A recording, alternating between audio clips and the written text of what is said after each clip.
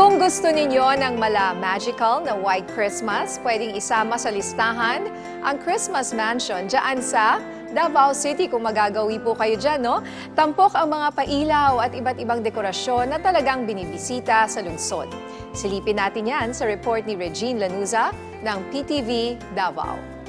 Kung pasyalan ngayong holiday season ang hanap mo, isali mo na sa listahan ang Christmas Mansion dito sa Buhangin, Davao City. Papasok pa lang, maaaliw ka na sa mga ilaw na maglalaro sa iyong mga mata. Dahil bawal ang fireworks sa lungsod, mala fireworks display naman ang nagsasalimbayan sa kalangitan. IG-worthy din ang malaking Christmas tree na punong-puno ng dekorasyon at pailaw. Papasok sa bahay, bubungad sa iyo ang magical White Christmas na lugar na punong-puno ng figurines. Kaya kahit walang snow sa Pilipinas, ramdam mo ang White Christmas. Salamin ng isang masayang komunidad na nagdiriwang ng Kapaskuhan ang Christmas Village. Very magical din ang dining area dahil sa mga lights na pormang bulaklak. Dinagdagan pa ng mga jellyfish na dekorasyon kapag ikay tumingala.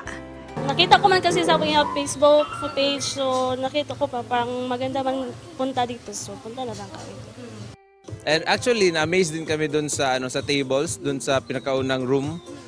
Like gold lahat, tas yung comfort room, also yung restroom nila is gold. Taon-taong pinaghahandaan ng mga unique Christmas decorations.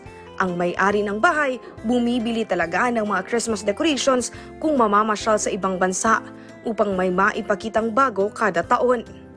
Christmas attraction din itong isang 2-story house dito sa GSIS Heights Subdivision, Matina, Davao City dahil sa dami ng kanilang dekorasyon na dinadayo at binibisita hindi lamang ng mga Davaoenyo, maging ang mga karatig lugar.